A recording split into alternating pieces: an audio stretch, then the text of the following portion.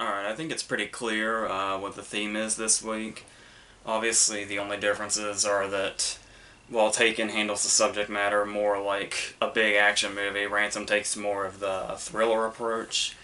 But this is one we talked about doing for a while, so I just went ahead with it. I suppose there are many movies that probably fit more with each one, kind of like Ransom, maybe like Don't Say a Word with Michael Douglas is closer in tone, but I feel like these are close enough that we can go with this. They kind of seem to be the more famous representations of what's going on here, and the links that their action hero father will go to get their children, even if one isn't necessarily portraying an action hero when he typically is one, or an actor that wasn't an action hero at the time and then ultimately became one through this movie. So yeah, it's kind of a reverse thing going on. But with it probably, maybe wrongfully, being the most popular one, we'll start with Taken. And obviously, Taken was kind of unexpected, if I remember correctly. Like, it was interesting that Liam Neeson was going to be the star of an action movie. But that was pretty much the extent of it. This ended up being like a huge movie. And I don't know about anybody else, but I really didn't see that coming because obviously this is when we were going to movies on the regular back in January or February of 2009. And we saw it really before the hype broke out. And I thought it was just okay. And I thought it was just going to come and go. But then, as the weeks went on, and then the months, it was like this movie just blew up into this whole thing. And obviously it started with this trailer. I remember the very first trailer where it was just the phone call, intercut every now and then with like one of the chase sequences. But even so, with the way they shoot the phone call in that darkness, and the way he just has that dark tone in his voice, and we hear the guy's voice on the other end, it almost felt like they were advertising like this horror thriller, almost is how it came off. I didn't really get much of an action movie vibe from that trailer, and I did know some people at the time that said they thought the movie looked scary. So even though it wasn't really quite that, that got a lot of attention that ended up really sticking to the point, probably against it because it got so popular and the phone call scene got so famous. This was subject to a lot of parody and then ultimately its sequels. And just constant references. And the sequels, obviously, a lot of people didn't like the second one. I remember kind of liking it, though it was very clear it was in the post-Drive era, and they were trying to play on that. But also, there is Taken 3, which is just an absolute embarrassment to this whole thing. And it's, what's that famous saying? Taken 3 makes Taken 2 look like Taken. So, yes, but it's still managed, despite the fact that it's kind of backfired with all the negative stuff that has come from its popularity, it's still, that popularity is still there, and it's still these, heroes with multiple ways to take somebody out have now forever been synonymous with the phrase particular set of skills. And so they really did create something here. I don't know if it's as, like, trend-setting as it would appear to be, but going on the actual story, we do have, obviously the center of it is this father-daughter relationship. That's the emotion behind this relationship is the driving force for all the carnage we see in the last hour. But the weird thing about it is that, maybe I'm just looking at it wrong, but the way they build up to this relationship, it's clear that Famke Janssen is kind of keeping her from him with her and her rich stepdad Xander Berkeley, and how Brian is kind of ousted from this whole thing, but he's trying to work his way back into her life because he was gone for so long off killing people in a bunch of different ways, but he's semi-retired now, so he wants to be the dad. It's the whole... I think there's really, despite the fact that the movie really took off, there's really no originality here. But the weird thing to me was that if you go into the movie not knowing any better, he talks... I'm not saying anything about Brian Mills or anything, the character, but it's weird to me that he talks about her the way he talks about, like, a girl he's seeing. Like, he's having, like, I don't know if that's the weird point the writing was going for or what, but when he's talking to his friends, like, John Royce and Leland Orser and them, his exposition buddies, he builds it up and they're talking like, hey, have you got her to stay over yet? And then, you know, when she calls, he has to leave the table when he comes back and he's like, we're going to lunch, just the two of us. And it's like, this is your daughter, right? But it does make sense when you like when you know it's his daughter. It shouldn't come off like that because the dialogue still does make sense. But still, it just kind of, I just felt like it was kind of done in a weird way to introduce her to the story. But and then of course we introduce the usual evil ex-wife, Famke Janssen's character, and really the you should really mind your own business stepdad and Xander Berkeley as well. The characters aren't exactly these movies' strong points. Like I was just talking about with the Leland Orser and the other guys, it's like, you really think they're gonna play a bigger part, being his buddies and all that, and he like calls out Leland Orser and he's like, hey, find this out for me. And then that's it. So, yeah, I remember when I saw Leland Orser's name on the cast list when it first came out, I automatically assumed he was going to be the bad guy, because that's just usually what he does, but no, they're just there. They do the very clunky exposition at the very beginning to talk about where Brian is in his life, what his relationship with Kim's like, what his relationship with his ex-wife's like, and all that, and it just feels very, it's all very simple. Though, and of course, you know, the wife is mad that he's been. It is kind of a sick burn with the whole Brian saying, "Well, I'm going to go on the trip with you, and I'm going to be invisible, I promise." And she says, you know, "Well, as you aptly demonstrated throughout her life," and it's like, yeah, okay. but even so, it all feels very, very familiar.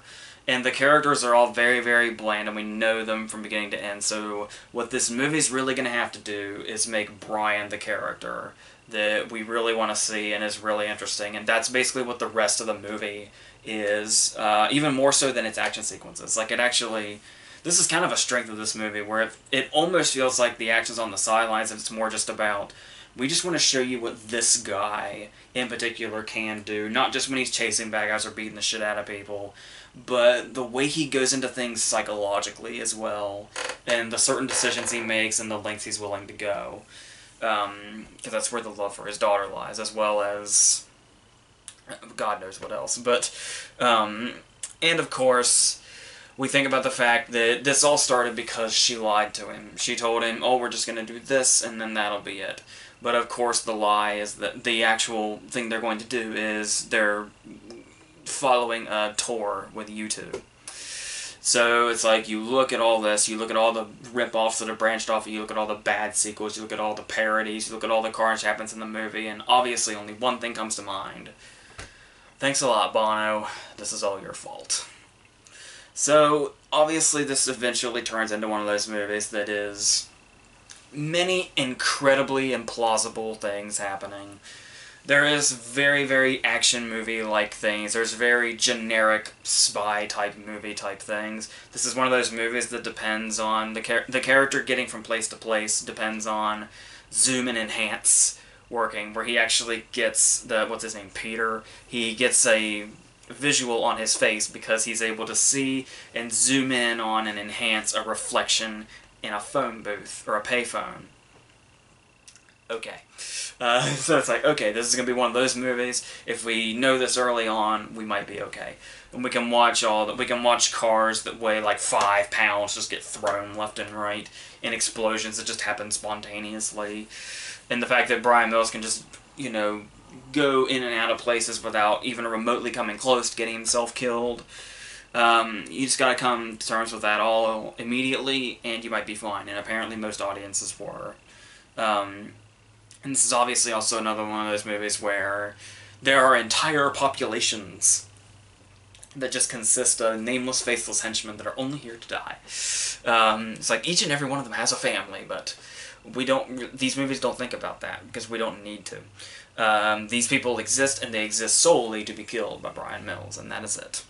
And as long as they look cool while they're doing it, that's their purpose in life, and we're okay with it. We do also have a lot of erratic editing to have to deal with. This is that obviously we've our script is co-written by Luc Besson, who I've mentioned many times before, and he's trying to get back to this territory, like the La Femme Nikita territory, where basically it doesn't matter so much what the plot is, even though that did have the love story in La Femme Nikita is a pretty strong aspect of the movie. But even so, it's all just a grounds for people getting their ass kicked. And as long as it's done well, okay, this is the obviously the rare non-sci-fi Luc Besson we get. If it's not in space, it's people just getting their asses beat over and over again.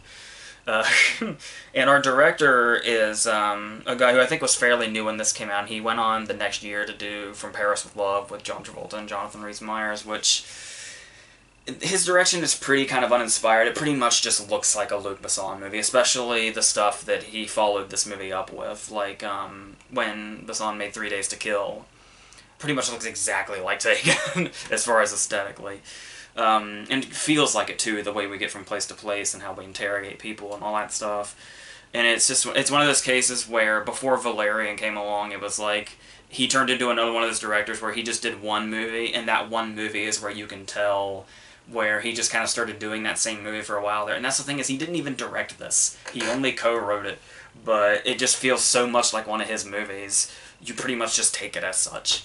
And so, now that that's been established, we go on to talk about the fact that this movie's strength is basically, it's a little about the chases, it's a little about the ass beatings, but it's mostly about Brian Mills, his motivations, and what he's going to do to get what he wants.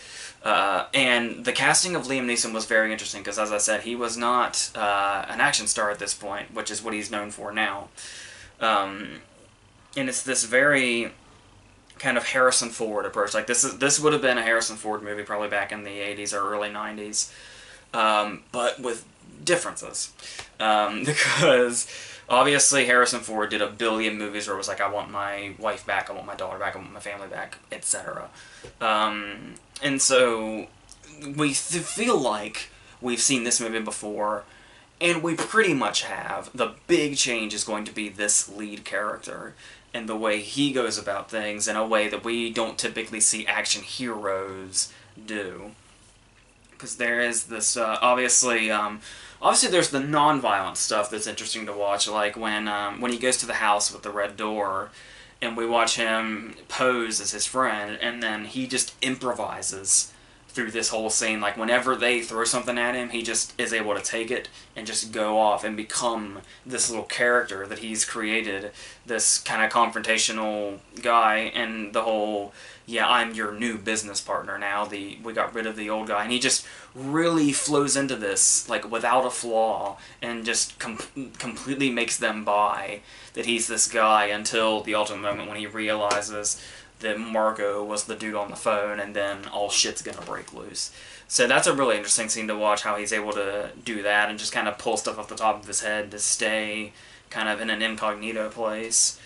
But then there's obviously the ass-beating stuff. And it's not just the way he's able to knife dudes and shoot dudes and just beat the holy shit out of people.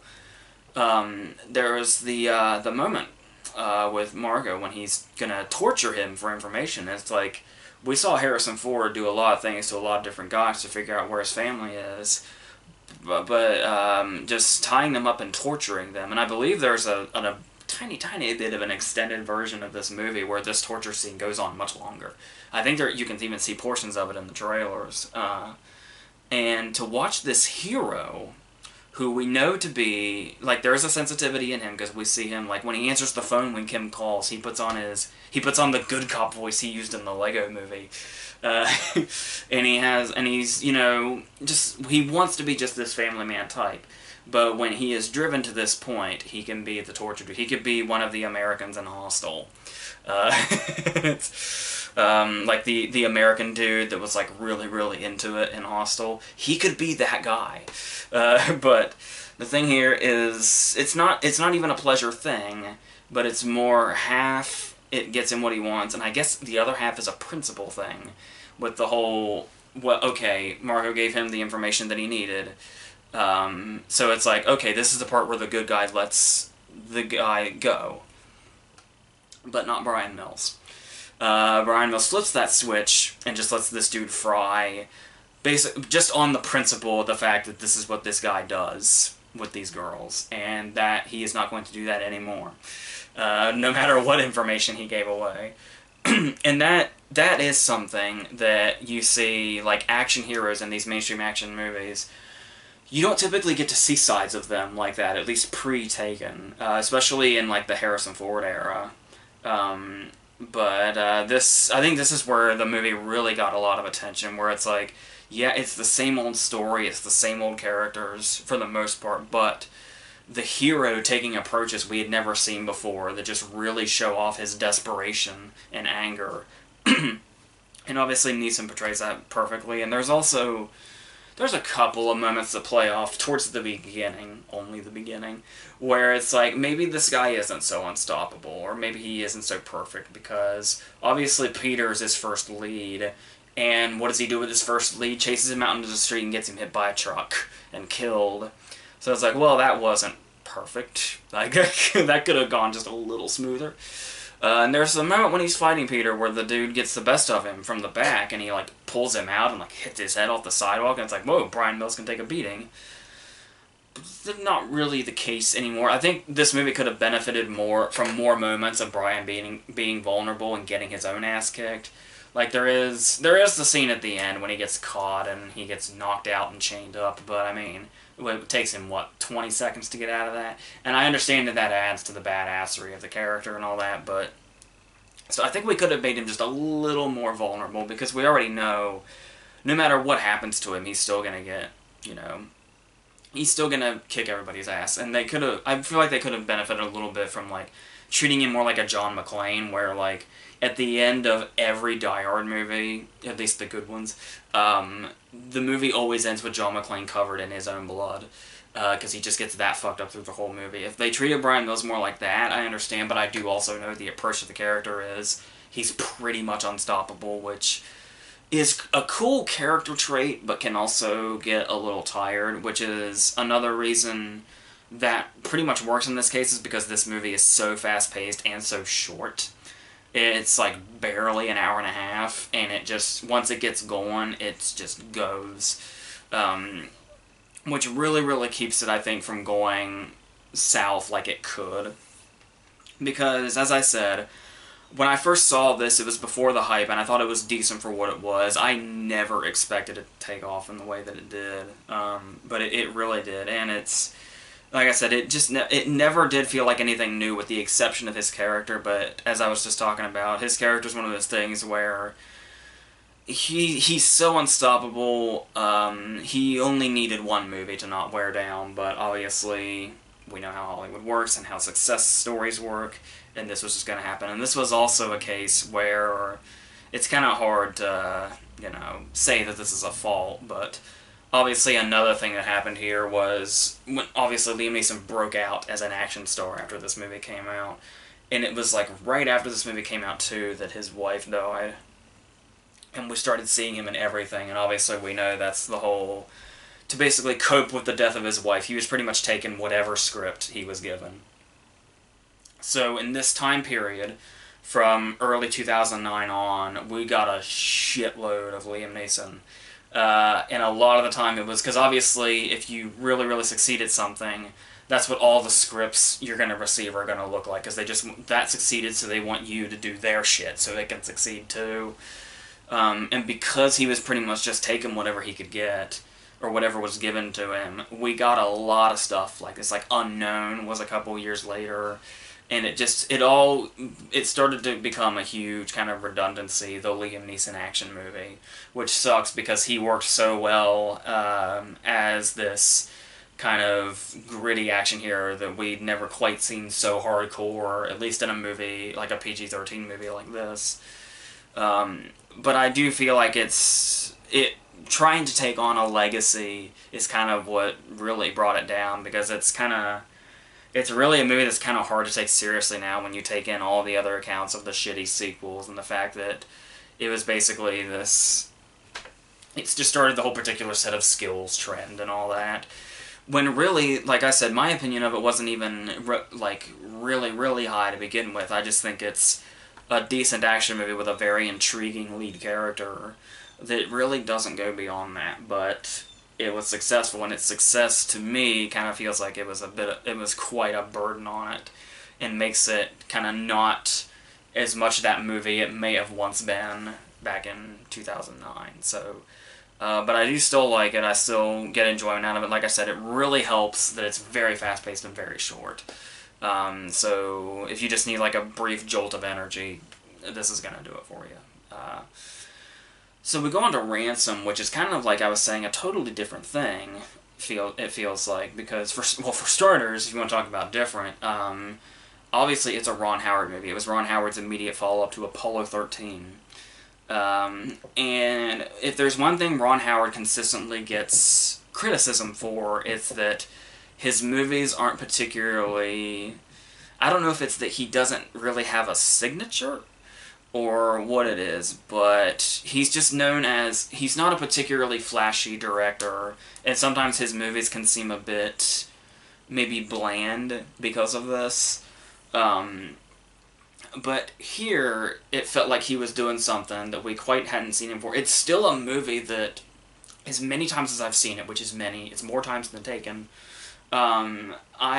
it's weird to associate it as a Ron Howard movie. For starters, Clint Howard's not in it. Blasphemy. But also, it's just got such a different feel from these typically feel-good Ron Howard movies. Because even though it's a movie with a kind of a happy ending. Actually, you could question if this movie has a happy ending, but I'll get to that in a second. But the way it starts off immediately with the black and white, when the Touchstone logo is black and white, and then it's kind of, the visuals are slowed in black and white before it fades into color as the title comes up. And that immediately gives it this kind of gritty feel to it. And it's like just changing the color. I don't know how it handles that, but if that's the vibe he was going for, it works. And then, of course, we start off, and the interesting thing here that seems like it would probably be overcrowding, but it really isn't, is the whole movie has to have a swiftness to it. It has to keep going and going and going. And it pulls that off, and the first way it really pulls that off is we are introduced to all the major characters in the movie before the opening credits are over.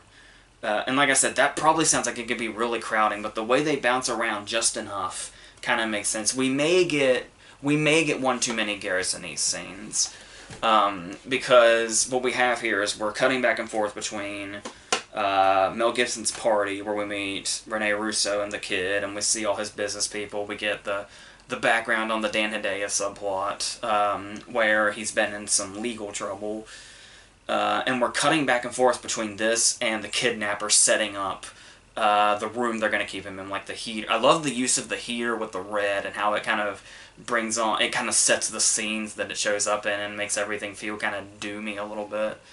And it's playing the Corgan music that that was made specifically for it.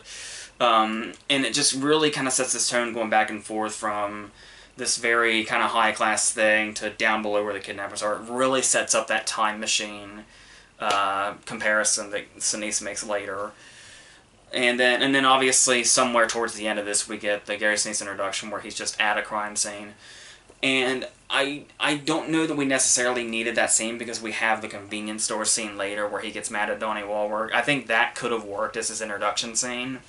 But it doesn't bother me too much because it kind of sets up the whole kind of twist we're putting on the Sinise character, which kind of gives us just one more extra thing before that whole thing. But before we get to that also, now everything from the whole kidnapping itself, I love how downplayed the kidnapping scene is, but it's still really, really building in tension too, like really nonstop. And I like the way using his little flying thing to show that something is wrong is really clever, and the way when Liev Schreiber grabs him, like I said, it's all just very downplayed and very sudden, like it would be.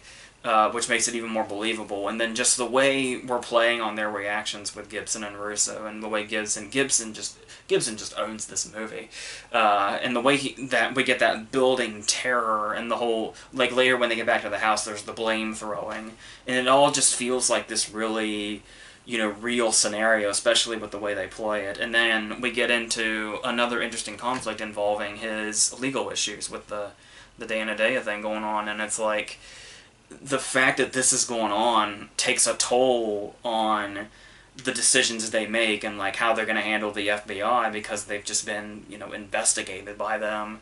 And it's this really interesting setup in the way how the whole Dana Dea thing is kind of like just one big red herring. Even though we do learn later that it was a bit of a tipping point for Sinise and the other guys, but for the most part, the whole story itself is just this giant red herring to kind of throw them off, not unintentionally, I guess, to throw them off who they're looking for and what direction they're supposed to be going in, to find his son. And so I just thought that was, the whole thing is just really cleverly put together in a way, because we've seen the whole kidnapping movie so many times before, but I feel like this one just put so many different little turns in it that was great. Obviously, there was the actual story, and then there was the other movie from, like, what, 1956 or something, but apparently it's pretty much just kind of the foundation for what this movie built on, but pretty much made its own thing. And so, as I was saying, let's just talk about Gibson for a second, because there are so many approaches that you have to take to this role, and he gets all of them just right. Because there's the loving father we see in the very beginning. There's the concerned father when he first goes missing, and the frantic father who's trying to keep his cool while also trying to figure out exactly what to do, and he's just losing his cool more and more as it goes. And then it gets into some psychological aspects of it, like when he kind of is starting to come to terms with the fact that, you know, they're probably just going to kill him. So what does that leave me with? And he just gets more and more unhinged as it goes, because he feels like he's already lost everything, and he's going to act like it whether he has or not. Even without proof that they've killed his son, or they have or haven't killed his son, he's going to act like he's got nothing left. And it just really takes him to some dark places that he has to do, and he just nails them every time. And then it also goes into, he has to get pretty hardcore too, and honestly, it's like, this may seem like much to some people, but I just love this performance and this movie so much, I don't have a problem saying this. When I look at Gibson's performance in Ransom, I look back to, like, Martin Riggs and Mad Max and all the other roles at this point, all the way up to 1996 when this came out.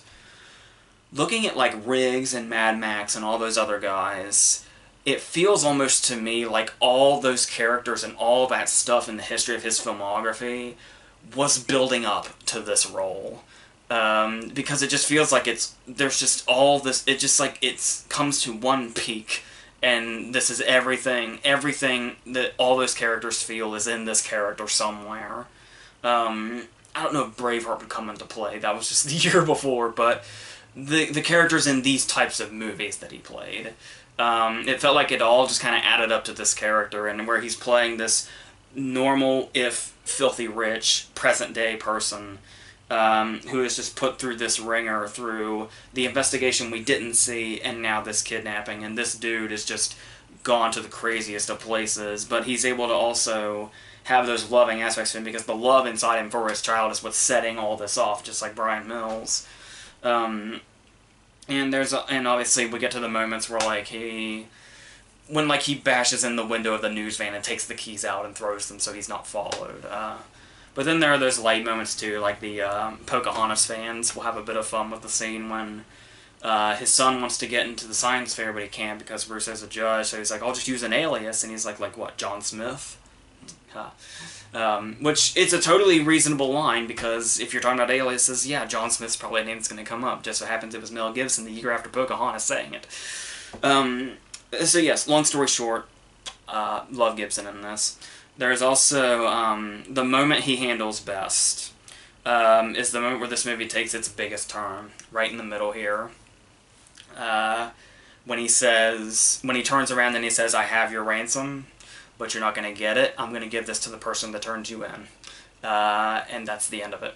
And if that doesn't work, I'm gonna double it, and so on until you're caught. And this is like, and obviously not the smartest play. Even Delroy Lindo says, like, this is like the most self-sabotage thing I've ever seen a parent do during a kidnapping case. This is fucking bad. But at the same time, you watch that scene and you're just like, in any movie, maybe in any movie ever, where there is a hero and a villain, this might very well be one of the biggest fuck yous from a hero to a villain in movie history. and that's just really the big moment. And the way, and of course, obviously our title starts to take on a double meaning in that case, and it just really completely flips the movie on its head.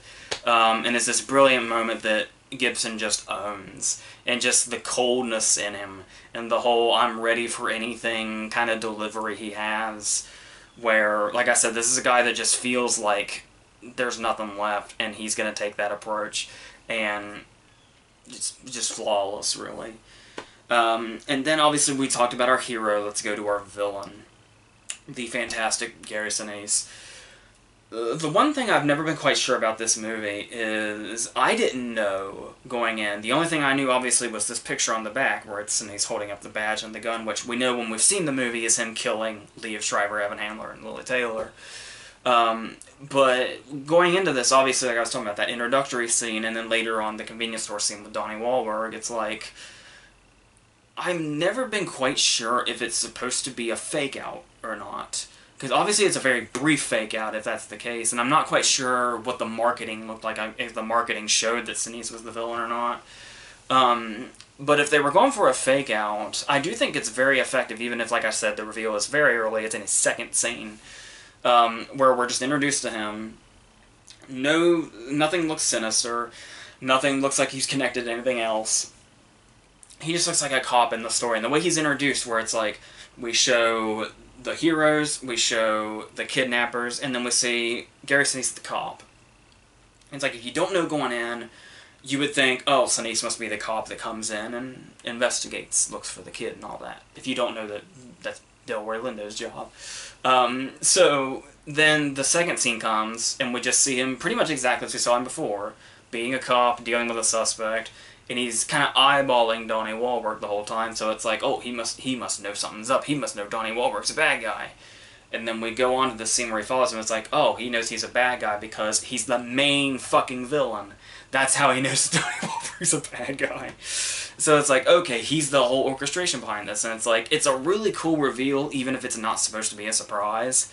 But I do like the way they take that, and it really kind of adds an extra twist in the tension, where if you don't know, but it's not necessarily supposed to be a huge fake out, it's kind of like, you already feel uneasy because the kidnapping's already happened, and we're really already looking around, we got the Dan Daya thing going on, we don't know what's going on, and it's like, oh, there's a cop, we're safe. It's like, there's Gary Sinise, he's badass, he'll figure it out. And then it's like just this extra twist in the already the built-up tension we've got, that this guy that looks trustworthy in his first two scenes is the main villain. And it's really cool. And the great thing that Sinise does here is this character, Jimmy Shaker, who's probably one of my favorite movie villains of the 90s. The thing about this character is Sinise had to look at him on the page and see, okay, this guy, whenever this guy is in a room, you've got these vicious kidnappers here, like, you got Lily Taylor, who is, she starts off as the scared one, and she's like, I don't know about this and all that. And then she eventually devolves into the girl that goes to the kid and says, you know, you're gonna die, nobody's coming for you, your dad's not coming for you. And then ultimately she's the one that's gonna kill him later, or attempts to kill him later. And then we've got Liev Schreiber, who's got a clearly sketchy past, and he's got this kind of, obviously he's got this vendetta thing going on once Wahlberg is killed. And then you got Evan Handler, who's like battling alcoholism while trying to sort out this kidnapping and keep it, you know, under wraps. And Sinise has to be completely in control of all of this. This whole thing. So it's like, how do we handle... Gary Sinise probably looked at this page and said, how do I handle this character who's completely in charge of everything?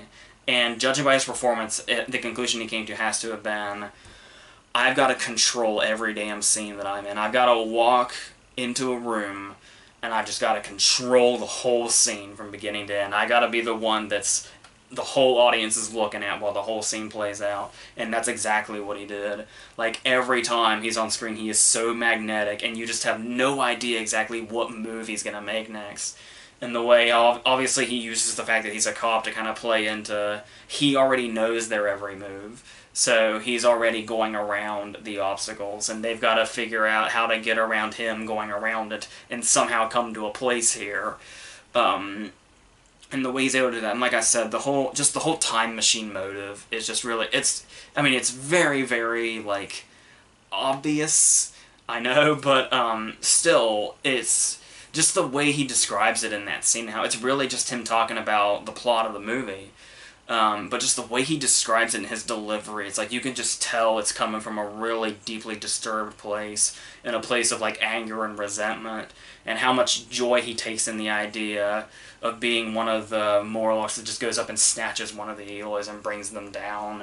And it's just really damn sinister. And I really love his Jimmy Shaker Day monologue at the end. It's just all, like, he is so damn good in this. So good. And that's where a lot of the tension comes from. Not just how great Gibson's playing it on his end, but that we know just how much is at stake when we see Sinise and his guys and where they're coming from. Even if there's a light of hope in, like, Cubby, Wahlberg's character. A character that was very sought out, apparently, because we ended up with Donnie Wahlberg. I read somewhere that I think Philip Seymour Hoffman and Jack Black wanted this part. And it's that ray of hope. And that's the thing, is that when you look at what happens to Cubby in the middle of the movie, where it's like, this should be very simple, and it's like, we're gonna do the trade-off, and we're gonna go our separate ways, and that'll be it. And it's like, this movie will be over in 45 minutes, and even though it's 2 hours. So the FBI shows up, Cubby gets killed, and then they throw that extra little twist in there where it's like, he says, give me the address, and Wahlberg's like, what the fuck? And then we realize, we're not sure what Sinise is doing here, but somebody's fucking with something. And the thing about this scene is, in any other movie, especially a more poorly made one, you'd probably be thinking, okay, is this going to be one of those movies that just drags things out? Because this is a point in time where the movie could have ended, but we've still got over an hour left. But the thing about it is, it all feels kind of natural. Like, it feels like the FBI would intervene. It feels like somebody would get killed doing this. It doesn't feel contrived, the way the movie reaches a point to where it could end and then doesn't. It feels like it's just kind of amping up the tension as it goes, with every time we get close, and then, like, every time we get closer and closer to seeming like we could get to an end, but then there's another twist that makes it go on another path. It doesn't feel like it's redundant, it doesn't feel like it's just stretching itself out. Every time we get close and then there's another turn, it just amps up the investment. Like, you just want to go, like, you immediately just think, it sets up a new conflict where it's like, well, how do we get out of this one now? And so on. And it's not necessarily just the audience sitting back and thinking, when are they just going to give up that fucking kid? When are they just going to get their money and go home? No, because you want the kid back, and Sinise is such an evil character, and all these other guys, you want to see, like, what's going to happen to them? And, like, where is this going to end up? Because it seems like every time we go in one direction, we end up in another. And like I said, the whole turn halfway through, when he turns the Ransom on the other side, and then you think that's the big moment, and then later on he fucking doubles it, and it's like they just keep amping up the stakes here and amping up the conflict, and it manages to avoid redundancy, in my mind anyway. Like, I can totally understand somebody watching this movie and saying, this just kind of feels like we're on a loop now, they just keep changing what's happening, but I think that just kind of really amps up the tension and really just makes you keep wondering what direction it's going to go. And then it finally throws us that last curveball when Sinise says, fuck it, and kills them and poses as the cop that saved him.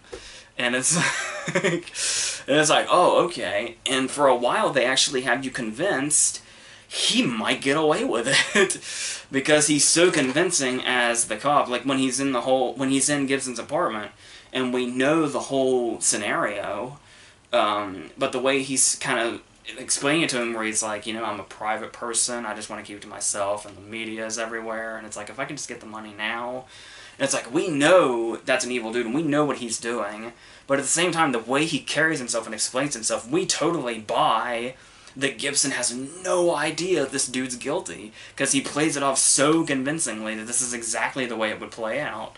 And it's like, when he shows up and he's like, I kind of want my money now, and it's like, that's your greedy bad guy side coming out, but you do it in such a way that it's so believable that an honest cop would say this too.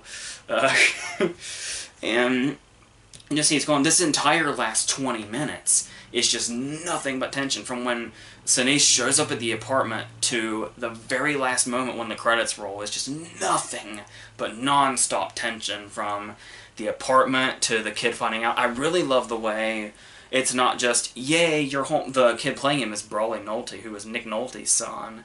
And I really liked what he did here, and the fact that the movie gave him time to, and that was the whole, it wasn't just, hey, you're home now, great, everything's wonderful. They actually play and make it a plot point, the kid's PTSD from the situation. And the fact that he, like, freaks out and literally pisses himself at the sound of Sinise's voice is the tip-off that makes Gibson say, oh, well, shit. And then the car ride down when Sinise hits the speakerphone just in time for Gibson to hang up before he realizes it's Delroy Lindo on the other end, to them getting stopped by the cops outside the bank, to them being inside the bank. It's just non-stop tension. This movie just keeps giving and giving. And as a thriller, I just think it's just expertly handled and fantastic. And like I said, really something that you don't typically see from a director like Ron Howard, who typically does more lighter stuff, or, you know, heartwarming or inspirational stuff, or some people might say sentimental stuff. But the way he just made this really dramatic, intense, you know, tense thriller, all the way from beginning to end, it's just all, I just really love this damn movie. And even the scene when it's like, a scene that I would hate in another movie is the fake-out kill, when he's, you know, they're screaming at each other, and he's just, you know, Gibson's finally had it, and he fires the gun, making Gibson and Rene Russo think that he's killed him. And as an audience member, we've seen enough movies to know that he likely hasn't. And I like the fact that they didn't drag it out. Like, like, they don't, like, milk it and milk it and milk it. It's probably about 15 to 20 seconds after the fake out, they show us the shot that says he didn't really do it. Because Ron Howard knows that audiences will know he didn't really do it.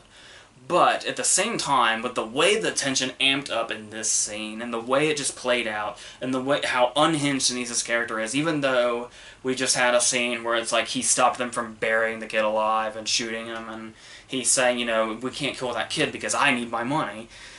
But still, I feel like if given just a little more time, you probably could have convinced the audience that he actually fucking killed the kid.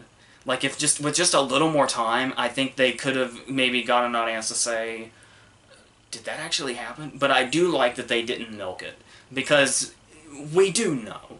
Like, in our hearts, we would have been thinking, like, oh my, did he? But in the back of our heads, we're thinking, you know, of course he didn't, you know, because then where would the movie go? It would have been very interesting to see where the movie went if that was the case, but it would have been Sinise going against his whole character, because the whole thing is, he doesn't want to kill kids, he wants money, and that's it. And I like the way that they handled that, but he's also ruthless enough that he just had no qualms just taking out his whole crew. And it wasn't one of those cases where the bad guy just does it to go, look how evil I am. It was an ingenious plot to just make it look like he saved the kid. But, so I just really, just this whole thing, I just love. So, as you can see, if there's one thing I think holds it back a little bit, Rene Russo, I think Rene Russo is very good in the scenes where she's downplaying, where she's kind of got that, you know, like it's starting to occur to her something could be really bad. I think she's really good there. The bigger scenes aren't as effective. But as a whole, I love this movie. I've always loved this movie. Like, when I first saw it, I thought it was just going to be another kid. I had just seen Payback recently, and I was like, this is going to be another, like, Payback, isn't it? Like, this movie is so much fucking better than Payback. I promise. And I have seen it so many times since because I just love the way it is just straight tension for a straight 2 hours without ever... There's no fat to this movie. There is nothing that you can cut off. It is all just right straightforward. Even, like I said, even throwing a few red herrings in, it still feels like you can't cut anything out of this movie because it all just makes that perfect flow. So I love this damn movie so much. I know most people don't love it as much as I do. It's seen as just another Mel Gibson movie or whatever. But I think so damn highly of it if you hadn't figured that out already. I think it's infinitely better than Taken, even though I do think Taken works as a nice, short action movie. I think Ransom's just on a whole other level, on an acting scale, a tension scale, just everything. So, yeah, that's how I feel about that. If you haven't seen Ransom in a while, maybe give it another look. Maybe see if you can see some of what I see, but, yeah, I just think it's just absolutely fantastic, so, and I can't get enough of it, so, yeah, that's it. I think I might know what I'm going to do next time. It might be a couple of comedies. I don't think it's going to draw much attention, but it'll just be 2 movies that I just want to talk about, so, I'll do it for me if nobody else. And then, obviously, reviews tomorrow are... It's going to be like The Hitman's Bodyguard and Birth of the Dragon, or whatever that is. I was really hoping we'd get that Robert Pattinson movie, but we didn't. So I'm going to deal with Birth of the Dragon instead. As well as a few others that just came out on DVD. So, yeah, that's what we have here. Sorry if I offended any Taken fans, but that's the way it is. So, that's it. We're done.